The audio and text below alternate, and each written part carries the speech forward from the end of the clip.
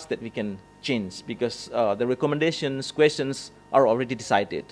So often, instead of bringing the person during the review process, we bring the person, the representative of the victims or the victim themselves during the lobby, because during the lobby period, we can have still the space to influence the decision or the questions or the recommendations that will be proposed by the diplomatic delegations here. So it's very important for us to bring the real people here. So later I can give you some examples also. And then once the lobby is done, we will have the review itself, and then we come to the what we call as the follow-up. When the report is adopted, we try to identify again, based on our report, we try to identify the issue in which we would like to follow up. So it means that we try to take which recommendations are accepted or rejected, and we try to identify which recommendations we are trying to working on. And then the second step in this is to try to map the solutions and try to involve different stakeholders. In some cases, not in many cases, but in some cases, just right after the UPR, we organize also another national consultations, in which we invite those who were involved in the preparations, but also we involve the government representatives, civil society, other civil society groups, as well as UN agencies. Like in Uganda, when we organized it in Uganda, we invited some UN agencies in Uganda so that they are made aware of the recommendations of the UPR in Uganda, for example. And after that, of course, we try to build a roadmap for the action plans. So this one is, we were trying to see what we can do concretely, what steps that we can take to help the government to implement or to collaborate with the government in the implementation of the recommendations.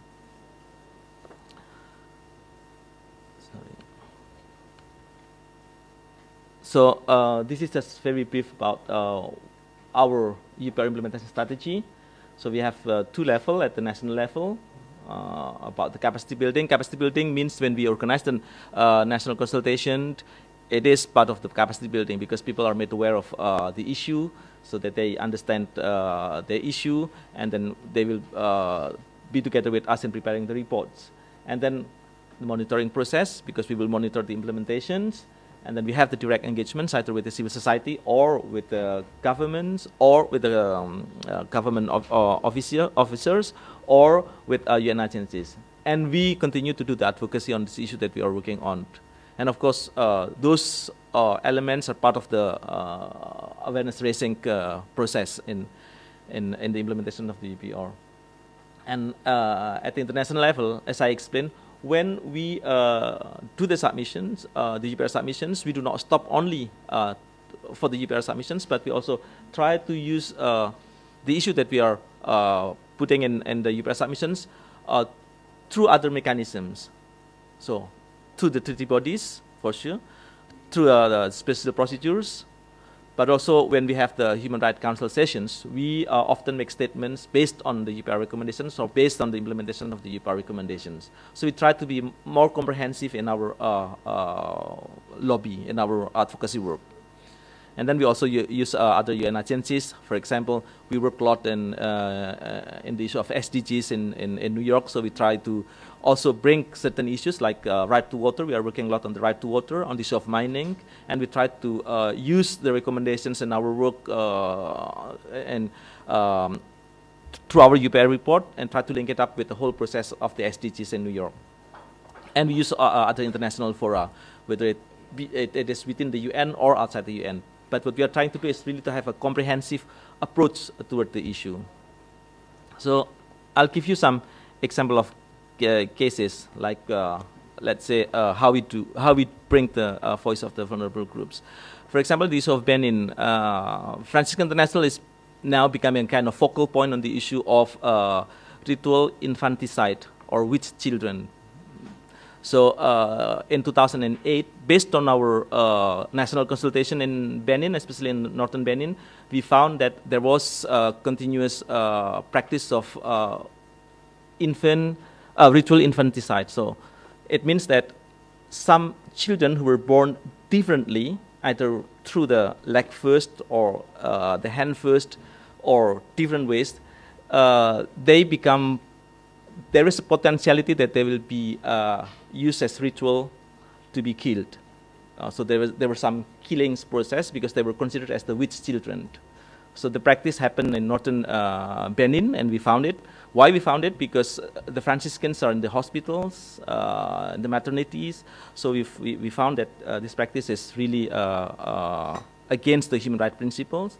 So what we do was to bring this issue in the UPR report Benin in 2008. And it was very interesting because when it was brought, the delegation of Benin denied this issue. We brought the person from Benin and they spoke and we organized that event, but it was denied. But after that, we had a good discussion with the Benin delegation, and then we also had lobby with some permanent missions that ended up by having recommendations on that. When the recommendation was adopted, and then we followed it up with the government recognized that there is an issue on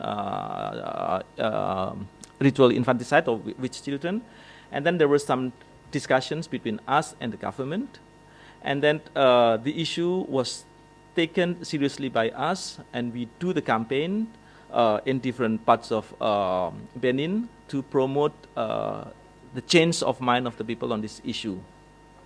And then our issue was very much responded as well by the UNICEF. We worked together with the UNICEF. We worked together with the French embassy in Benin. And finally, the Benin government recognized on this issue that there is ritual infanticide, and they started to adopt a policy. And then in 2012, the issue was discussed again in the UPR and at the PRT again, and we established a program together with the government, UNICEF, also with the help of the French embassy, to address this issue by doing a campaign with traditional leaders in Benin.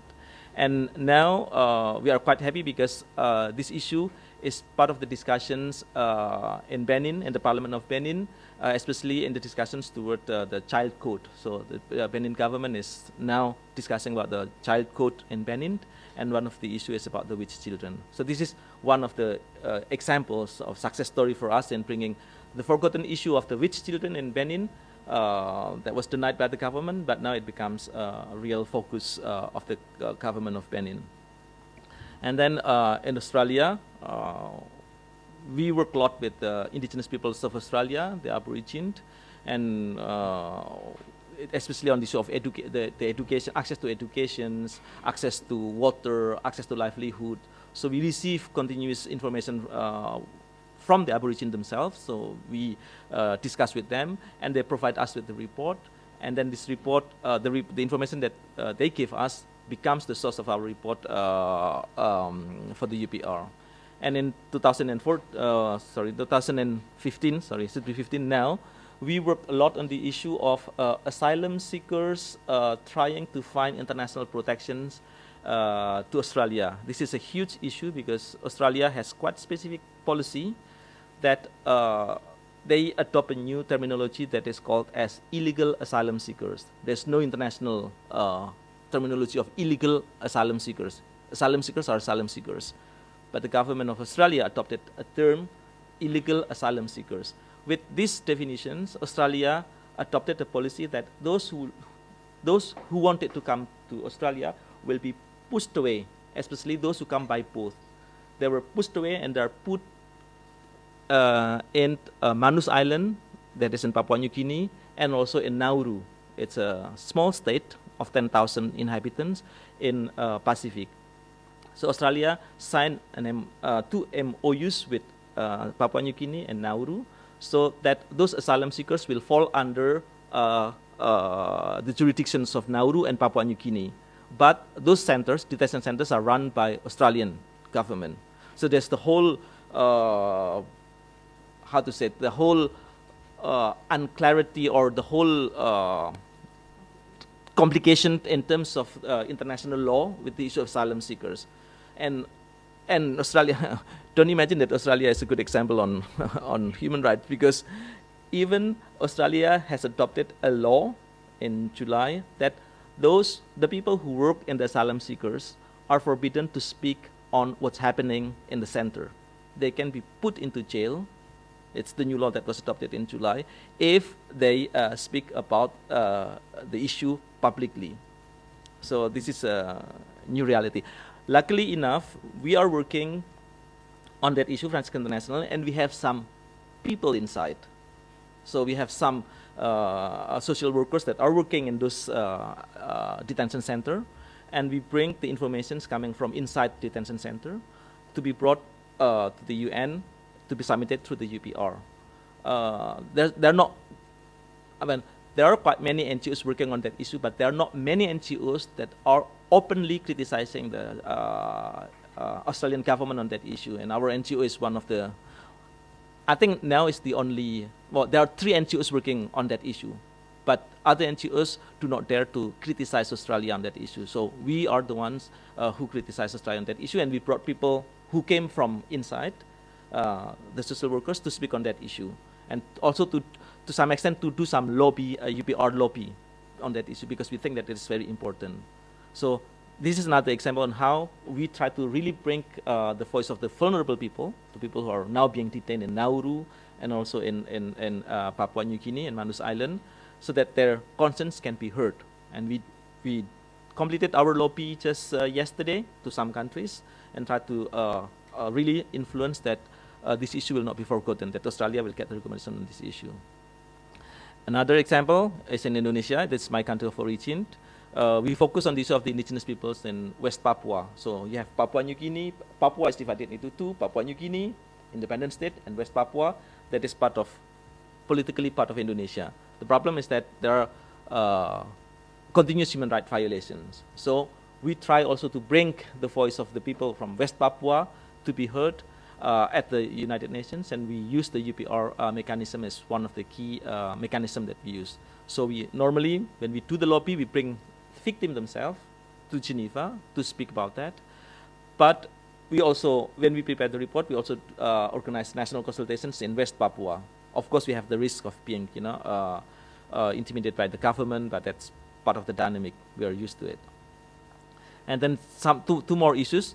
In Honduras, for example, for the 2004 UPR, we are working on the issue of the rights of the migrant children and adolescents, because Honduras is a country of transit, but also a country of destinations for migrants. So we, our colleagues work with this population, and we bring the concerns of the migrant children. As well as in Bolivia, we are working on the issue of women in detention. I'm not an expert on these 2 countries because my responsibility is for Asia Pacific, but we do submissions. This is only key examples on how we really try to bring the voice of those who are marginalized, and sometimes they are not heard at all, but we try to capture their concerns, or we are trying to understand what kind of human rights violations they are facing or they are affected, that they affect them, and we try to bring them to the UN through the UPR mechanisms. Okay, that's more or less. I have some other slides, but I think that can start the discussion. Thank you. Juste une question, c'était que tu as indiqué que concernant le Bénin, vous avez pu parler, enfin la personne a pu parler, avec les autorités ont nié. Est-ce que tu peux expliquer techniquement quand est-ce que ce dialogue a eu lieu, puisque les ONG ne peuvent pas prendre la parole dans l'examen. Donc là, juste pour qu'on voit exactement comment est-ce que vous avez procédé. C'est un point de détail, mais assez important du point de vue. Merci.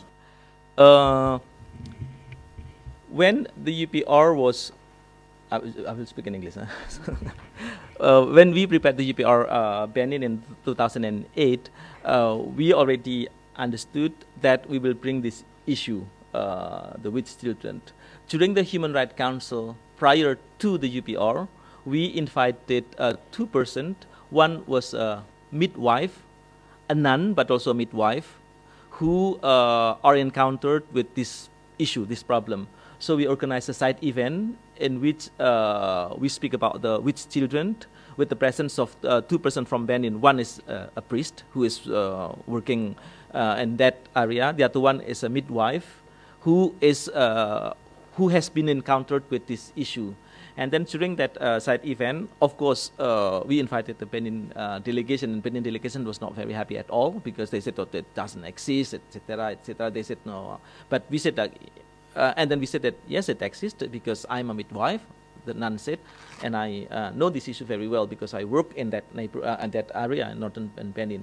And then that was when we had the discussion. So the denial came during the session before the UPR, but also during the UPR, when there were some recommendations, they responded that there was no such an issue. But at the same time, the government of Benin was open to this continuous dialogue with us, because it was difficult for them to categorically deny, knowing that we have the proof, knowing that the person we brought was the person who worked on that issue in Benin.